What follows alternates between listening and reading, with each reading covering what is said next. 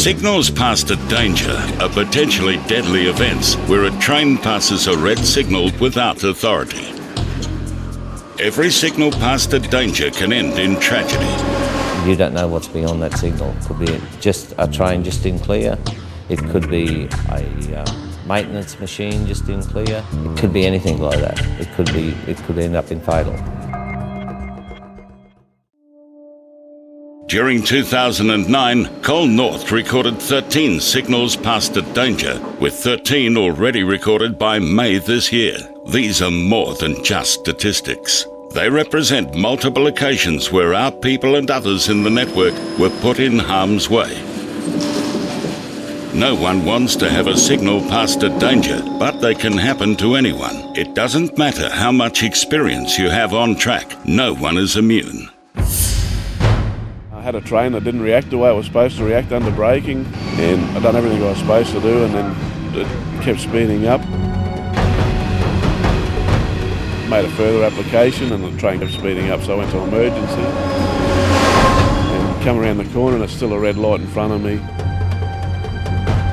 Thought I was going to go through the signal, already thinking about what's going to happen if I do go past the red, and worried about anyone on the other side of the signal. Pulled up 70 metres short, so I was aware of everything that was going on and had done the right thing, so it still can happen easily, a SPAD. You've got to remain alert at all times.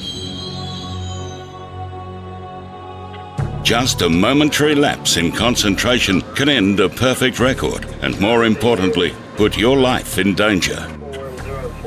And even if you walk away uninjured from a signal past a danger, the ramifications are significant. Shock and post-incident stress, time off track during investigation process, loss of job, negative impact and stress in personal life.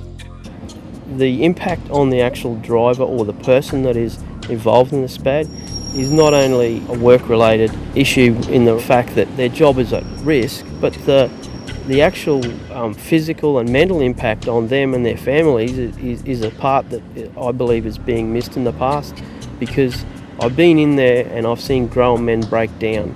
They really take it to heart when this happens.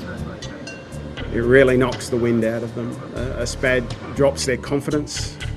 It makes them feel uncomfortable driving with another driver. There's no such thing as a minor signal past a danger. QR National Coal is committed to achieving zero injuries, and so is focused on eliminating signals past a danger. As part of this work, analysis of signals past a danger in Coal North has found that we could have avoided 73% of these events last year if we had followed 3 simple driving guidelines. As a result of this finding, we have made these key driving behaviours mandatory to prevent signals past a danger and keep our people safe.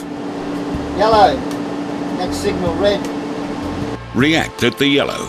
Call the signal as yellow, next one red, to help prepare yourself to stop.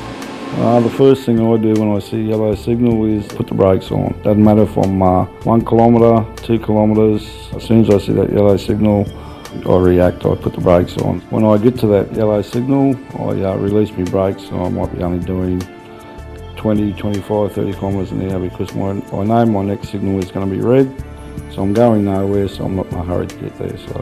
I just get a bit more alert, sit up on the chair and get ready to apply the brake. I use a memory trigger. I change the way I've been driving so that when I look back at my controls, they're different to where they should be. So it's like a trigger. If they're different, I know that the signal just passes a yellow and then I'm coming up to a red. Target 300 metres. After passing a yellow signal, aim to stop 300 metres short of the red signal. Targeting the 300 metre board, I think, gives people a little cushion so that they're not so afraid to pull up at a signal. If necessary, reduce your speed to 10 kilometres per hour at the 300 metre mark and pull slowly up to the in-clear markers. I've always tried to target between 300 and about 600 metres. It gives me a large buffer zone, because if my loco fails or any air fails or anything like that, I can control my train. Bringing your train under control well before the red signal is a great way. Having a set procedural, so it gives you confidence in your train handling, and I can only see it as a benefit. There's no penalty for going just past the 300 metre board, but there certainly is an issue if you go past a signal, a red signal. Protect all rearward movements. Ensure you have the right signals and authorities.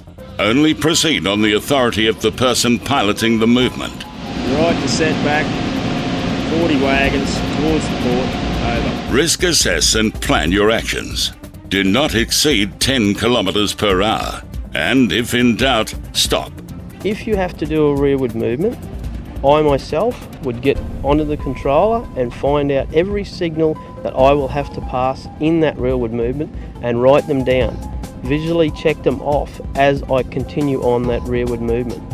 Always make sure I've got somebody at the rear of the train, remain in constant contact with them, and you've always got to have your authority from control to make sure that that there's any signals in between you and the rear of the train that you've got them. The job's all about communication, and the more that you're in the picture by communicating with control, it gives you necessary information that can help you in making decisions regarding your train movements.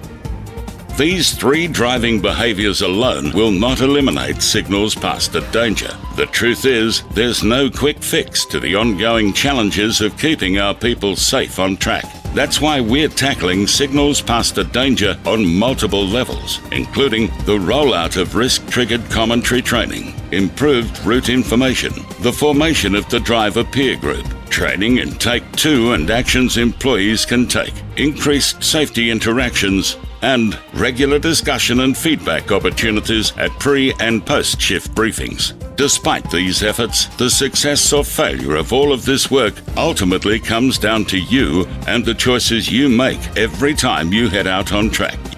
I've never had a signal past a danger. As far as I'm concerned, I'm never going to have one. That's the way I want it to stay.